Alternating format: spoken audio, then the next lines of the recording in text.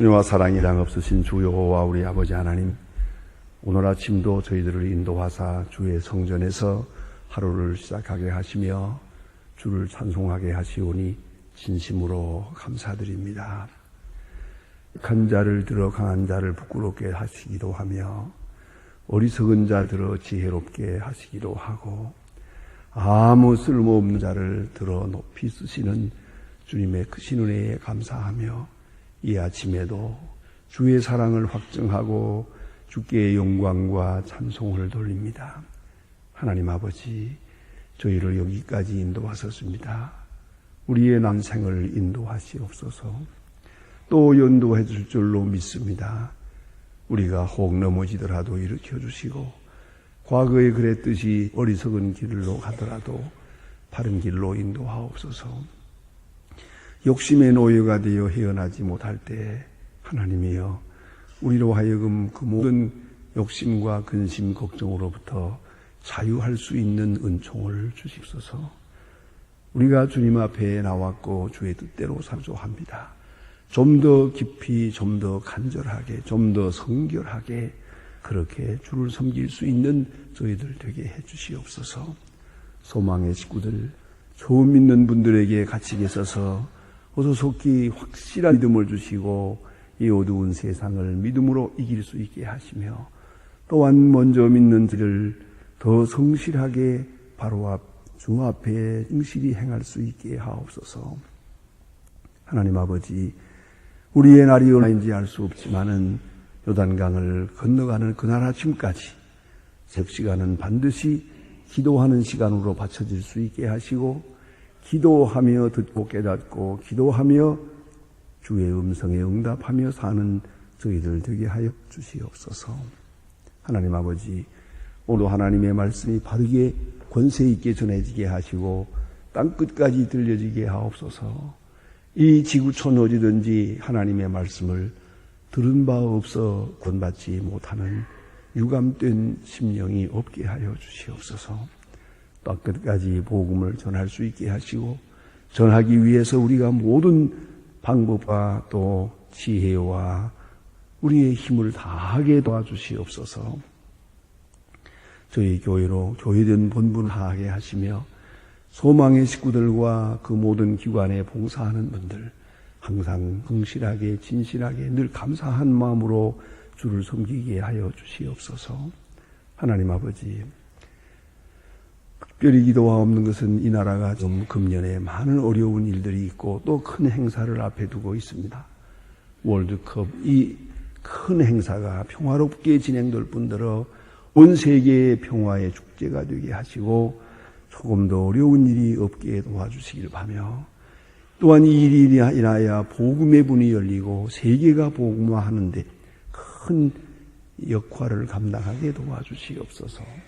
특별히 양대 선거를 주장하셔서 하나님께서 기뻐하시는 분들을 지명하시고 아름답게 질서 있게, 그리고 주의 그한 택한 사람을 지명하고 또 만나는 그런 귀한 역사가 있게 하옵소서.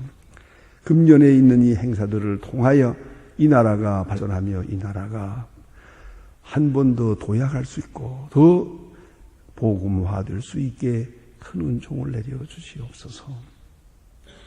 더 이상 비방하고 무릇짓고 서로 시기하고 질투하고 음모하는, 그리고 부정부패에 시달리는 이런 일이 없게 하여 주시고 이제는 좋은 소식을 듣고 전하는 그런 이민족 사회가 되게 하여 주시고 서로 신뢰하고 존경하는 아름다운 질서를 창출하게 하여 주시옵소서. 하나님 아버지, 오늘도 저 북녘 땅의 은총을 도와서 가난과 고통에서 건져주시옵고 억압에서 자유하게 하옵소서. 모든 그릇된 이데올로기를 물리치고 참 진리의 길로 돌아오게 하옵소서.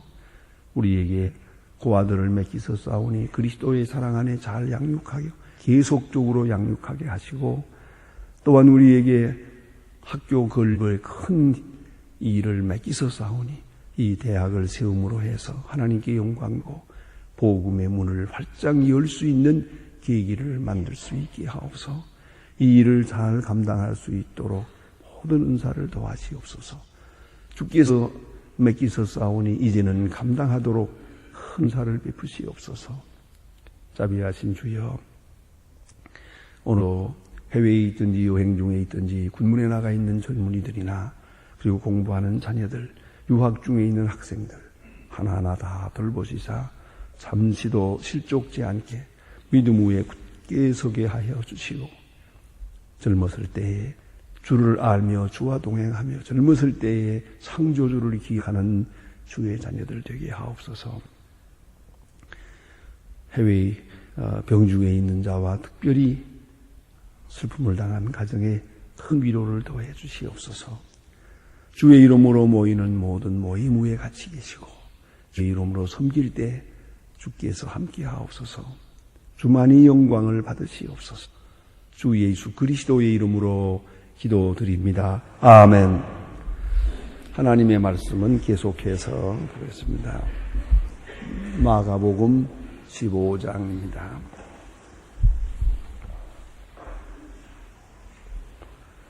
마가복음 15장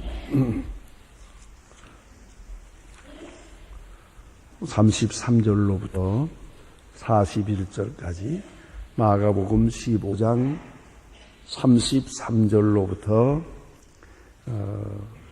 41절까지 봉독하게 됩니다. 지금 다 같이 한 목소리로 봉독하겠습니다. 제6시가 되매 온 땅이 어두움이 제9시까지 계속하더니 제9시에 예수께서 크게 소리질러 엘리 엘리 라마 사박다니 하시니 이는 번역하면 나의 하나님 나의 어찌하여 나를 버리시나이까 하는시라.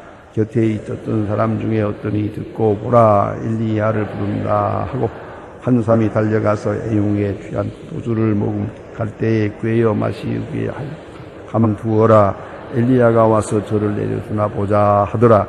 예수께서 큰 소리를 지르시며 운명하시니 이에 성소 휘장이 주로부터 아래까지 찢어지니라. 예수를 향하여 섰던 백부장이 크게 운명하심을 보고 가로되 이 사람은 진실로 하나님의 아들이었도다 하더라. 멀리서 바라보는 자들 막달라 마리아와 또 작은 여보와 요새의 어머니 마리아 또 살로메가 있었으니 이들은 예수 하느님에 계실 때에 쫓아 섬기던 자요 또 이외에도 예수와 함께 예루살렘에 올라온 여자가 많이 있었더라. 아멘.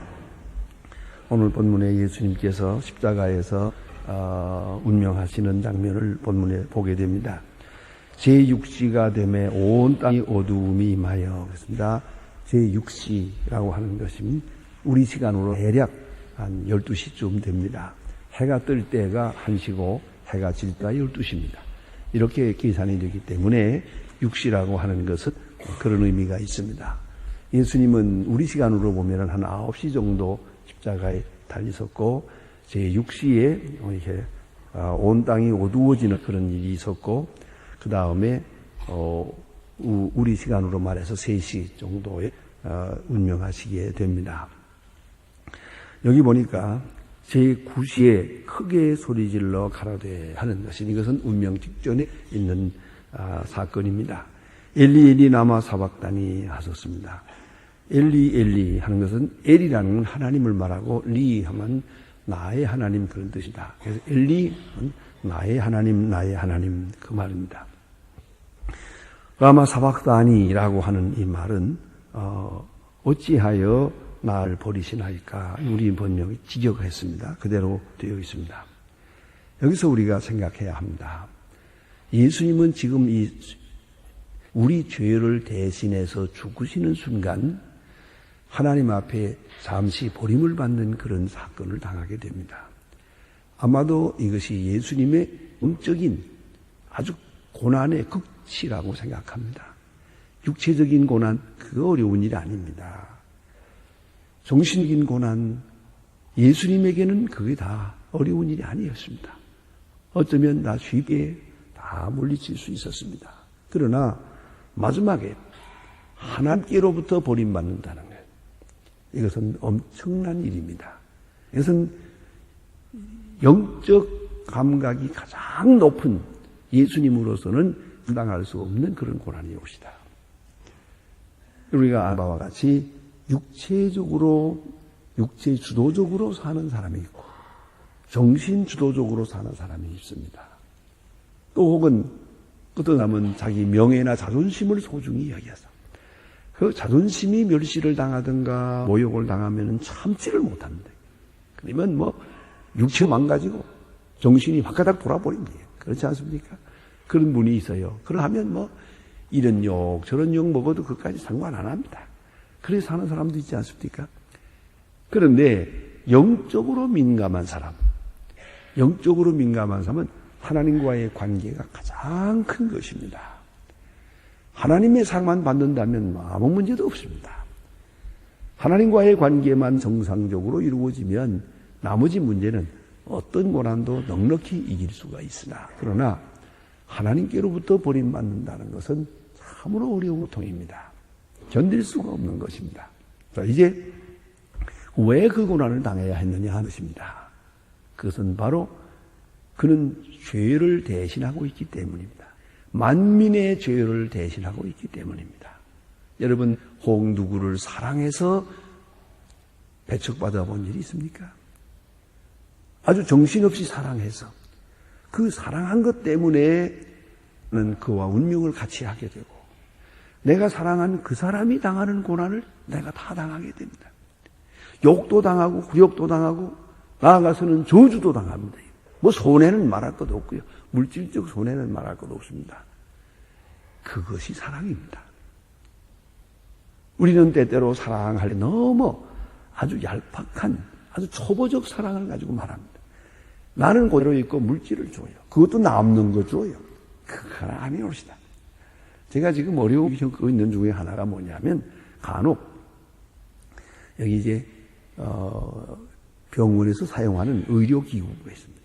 의료기기에 사용하다가 요새는 하도 새로운 것이 자꾸 나오니까 그렇잖아요. 낡은 거 그거 소용없거든요. 그래서 수억짜리 새 기계를 들여놓고, 낡은 기계 이거 뭐래요? 이거 엿싸먹을 수도 없고 날 같으면. 근데 이거는 어떻게 할 수가 없네요. 그래서 그걸 이제 모아놓은 게 있어요. 가끔 제게 연락이 오는데 그거를 북한에 보내갔다고. 이거 좋은데요. 아직도 잘 쓸 수 있는 건데요. 이거 비싼 건데요. 이러면서 북한에 보내갔다고 그런 분들이 계세요.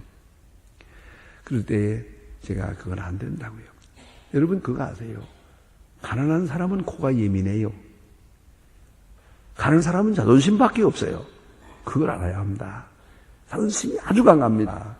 그러니까 좋든 나쁘든 새 거를 줘야지. 낡은 것 주면 아무리 쓸만한 것이고 해도 그건 고맙게 여기질 않아요. 절대로 고맙게 여기지 않아요. 쓰다 나머지 내버리지 못해서 이 북한 땅에 갖다 내버렸다고 이렇게 나오잖아요. 그러니까 이 용도가 문제가 아니에요. 기분이 문제죠.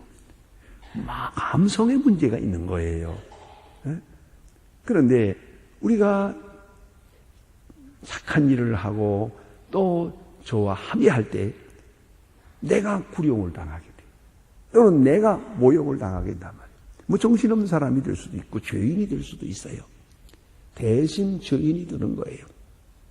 이것이 사랑입니다. 물질만 주는 게 아니에요. 마음을 주고 명예를 주고 의를 줘야 돼요. 의, righteousness, 이 의라고 하는 것을 주는 거예요. 그것이 사랑이에요. 그러니까 의를 주고 내가 죄인이 되는 거죠. 제가 인천에 있을 때 그런 것을 한번 직접 보았습니다만은, 얼마 전에도 비슷한 얘기가 신문에 났더만요. 그런데 그것도 보니까 어느 마을에 이제 저 아가씨가 이제 임신을 했어요. 근데 그 마을 풍속으로 봐 그냥 용서가 되질 않아요. 그리고 남자 이름을 대야 돼요. 근데 남자는 지금 특별한 분이었던가 봐요. 그러니까 아주 엉뚱하게 신부님을 댔어요.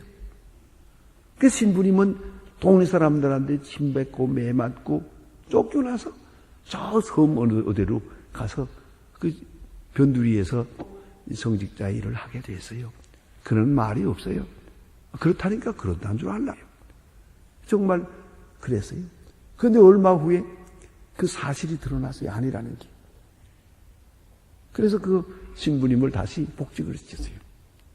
그러나 그때까지 아무 말도 없어요. 자, 여러분, 이렇게 내가 누명을 써. 그 온 동네에서 욕을 먹고, 그래, 치맥고 매를 맞고, 그리고 쫓겨나고, 꼭 한마디 하고 싶지 않아요? 그래도 내가 이렇게 욕을 먹음으로 저 아가씨가 살거든요. 아니면 저 아가씨가 죽어요. 이걸 생각하기 때문에 저를 살리기 위해서 내가 죽고, 또 그 누구 한 사람 이제 있는 모양인데 그 사람의 명예를 위해서 내가 굴욕을 당한단 말입니다. 이러할 때 이게 진짜 사랑이라는 거예요. 우리는 돈 몇 푼으로 사랑이 표현되는 줄 알아요. 아니에요. 명예를 주어야 돼요. 가장 귀한 것은 의를 주고요. 그를 의로 만들고 나는 죄인이 되는 거예요. 그를 의롭게 하기 위해서 내가 저주받은 자처럼 되어버리는 거예요. 그것이 사랑이라는 거예요. 그러니까 지난 시간에 말씀드린 것처럼 알고도 모른 척 할 수 있는 것도 못하는 것처럼 만백성을 사랑해서 자원해서 지극히 사랑해서 이걸 좀 알아야 됩니다. 죄인을 너무 사랑하니까 그런 죄인이 된 거예요. 죄인이 될 수밖에요. 그 죄인으로 인정받을 수밖에요. 그래서 오늘 여기에 그 많은 십자가의 그 고난 어렵지만 그 속에는 영적인 이런 그 하나님과의 관계가 버려지고 끊어지는 것 같은 그런 현상이 옵니다. 그래서 얼마나 괴로웠던지 여기 보니 어찌하여 나를 버리시나이까 이렇게 부짖는 거예요. 이건 글자로 논리적으로 풀려고 하면 안 돼요. 문제는 그 아픔을 말하는 것이에요. 예수님의 이 만백성의 죄를 대신 지고 죽어가는 그 아픔이 얼마나 큰 것인가를 단적으로 보여주는 것이에요. 마틴 루터는 로마서 1장에서 말합니다. 하나님의 진노가 예수 그리스도의 십자가 위에 나타나고 그는 그의 주석에서 이렇게 말합니다. 온 인류에게 향하신 모든 저주가 그대로 일시에 십자가 위에 꽝 가고 떨어질 때 그런 죄가 못해서 아이고 하나님 어찌해서 나를 버리십니까? 이렇게 그 아픔을 부르짖었다라고 말합니다. 저는 그 책을 읽을 때 오래전에 너무 감격해서 그 부분을 또 읽고 얼마나 읽었는지 모르다. 그것이 바로 루터가 말하는 예수님의 그 신학은 십자가의 신학이요. 루터의 신학은 십자가의 신학이요. 예, 거기에 핵심이 있습니다. 모든 인류에게 향한 죄가 그 저주가 예수님의 십자가 위에 떠진 것이. 그래서 어찌하여 나를 버리시나이까 부르짖게 됩니다. 여러분 이제 우리가 사랑이 무엇인지를 조금 알 것 같습니까? 사랑은 바로 이런 것이에요. 대신 저주받으시는 거예요. 대신 하나님께로부터 버림받는 거예요. 그것이 사랑이에요. 그만큼 모든 저주를 책임지는 거예요. 내가 대신 책임지는 것이죠. 그걸 깊이 생각해야 할 것입니다. 자, 이제 우리가 시작합니다. 그 중에 어떤 이가 말하기를 보라 엘리야를 본다. 이게 뭔 아람말을 하는 사람들이기 때문에 또 뭐 말이 잘 안 들렸던 것 같아요. 그러니까 아무 엘리야를 부르는가 보다. 그래서 두고 보자. 바로 이 시간까지도 이렇게 조소 쪽으로 나오고 비웃고 인지하지 못한 것을 볼 수가 있어요. 엘리야가 와서 구원하나 보자 하더라. 큰 소리를 지르고 명하시다. 이 영혼을 아버지 손에 부탁하노라 하는 큰 소리를 지르고 예수님은 세상을 떠났습니다. 그 순간 마가복음은 증거합니다. 성소 휘장이 위로부터 아래까지 잊어지니 이건 기적입니다. 상징적 엄청난 기적이다. 이것이 바로 성경이 말해주는 예수 십자가 사건의 의미로다. 하나님과 인간 사이, 성소와 지성소 사이에 휘장이 있습니다.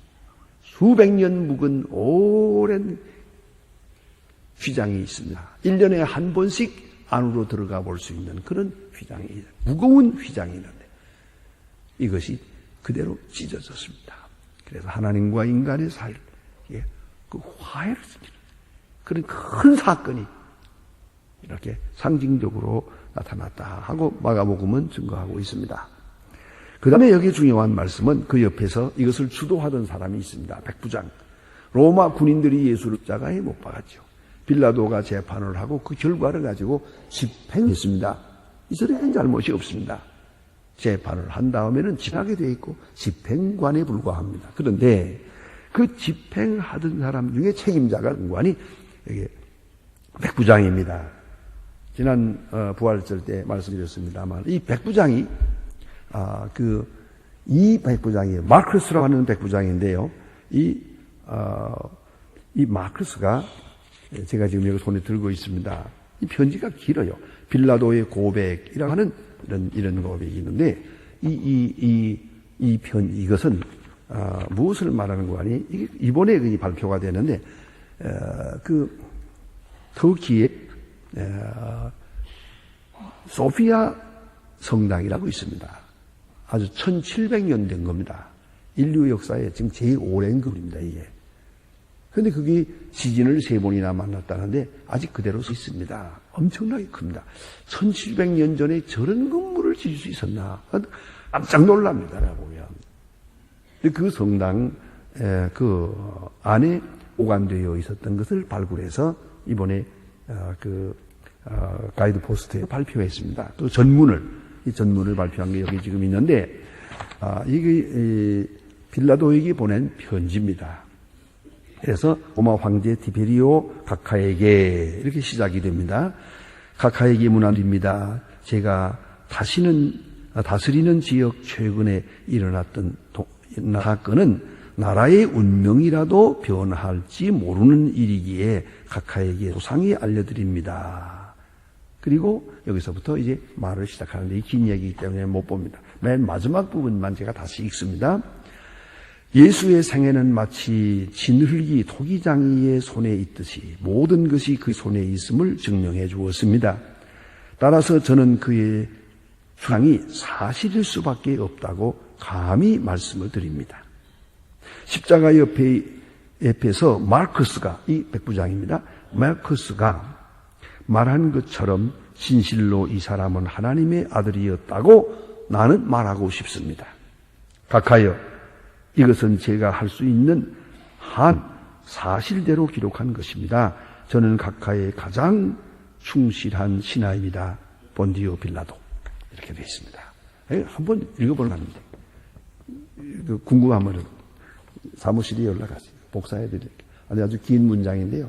이런 것이 2000년 동안 묵은 편지가 발굴이 돼서 발표됐는데 구절구절 읽어보면 성경과 같은 내용입니다만 그러나 이건 빌라도의 편지입니다. 그런 거로 아주 중요한 의미를 가지나 예수의 십자가가 어떻게 이루어졌는지 또 왜 예수를 십자가에 못 박게 됐는지 그리고 부활이라는 것이 저들에게 어떻게 비춰졌던지 이런 것들이 여기에 자세히 나타나 있습니다. 오늘 본문에 보는 대로 자 보세요. 예수를 향하여 선 백부장이 크게 운명하심을 보고 가로되 이 사람은 진실로 하나님의 아들이었도다. 이거 죽여놓고 깨달았어요. 그러나 이 증거가 얼마나 중요합니까? 과연 하나님의 아들이었도다. 여러분 가장 귀중한 것은 이 클라이막스는 죽음이에요. 사람은 어떻게 죽느냐가 중요해요. 대단히 미하지만 사람처럼 죽어야 사람이에요. 성자처럼 죽어야 성자예요. 예? 죽는 장면, 이거 마지막 장면이 잘못되면 얘기가 좀 달라지나요?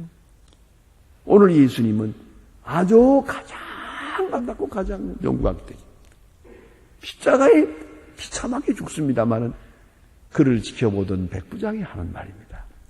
이 사람은 하나님의 아들이라고. 내가 어쩌다가 하나님의 아들을 죽였노라. 하나님의 아들을 죽이는 일에 가담했고 그는 후회합니다. 그러나 그 증거는 매우 진실합니다.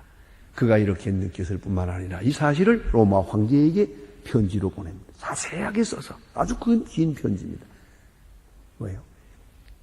그는 이렇게 해서 사실을 사실대로 알려고 했고요. 본문에 이 편지에 나타나는 것처럼 나라의 운명을 바꿀 줄도 모르는 아주 예언적인 얘기예요.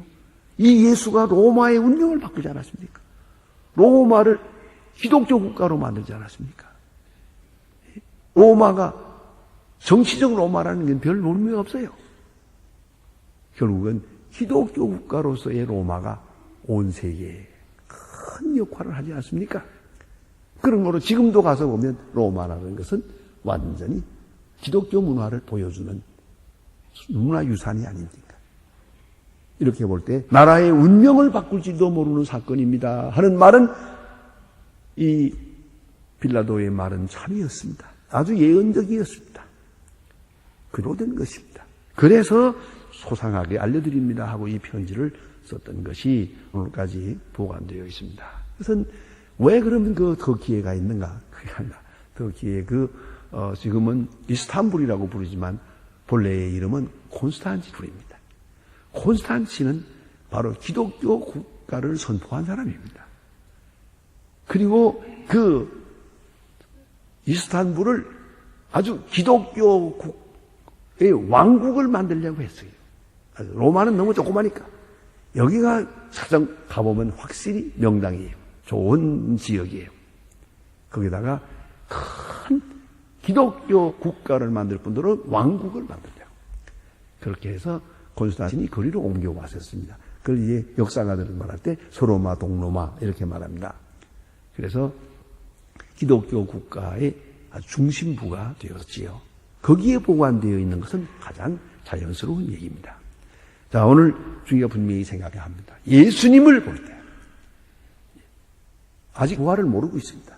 그러나 죽으시는 모습만 보고도, 죽는 장면만 보고도 과연 이분은 하나님의 아들이었도다. 그 십자가에 못 박은 백부장이 증거하고 있습니다. 자, 이렇게 해서 예수님 돌아가실 때 여자들, 막달라 마리아와 마리아, 또 그리고 야고보의 요새 어머니 마리아, 살로메, 이런 사람들이 멀리서 지켜보았다. 그들이 찢어지는 가슴을 안고 이 죽음을 지켜보고 있었다. 이야기가 오늘 본문에 기록되어 있습니다. 기도하십시다.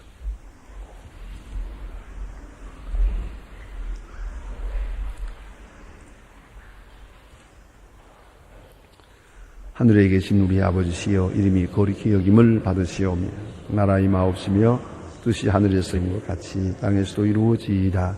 오늘날 우리에게 일용할 양식을 주옵시고 우리가 우리에게 죄진 자를 사하여 준 것 같이 우리 죄를 사하여 주시고 우리를 시험에 들게 하지 마옵시고 다만 악에서 구하옵소서. 나라와 권세와 영광이 아버지께 영원히 있사옵나이다. 아멘.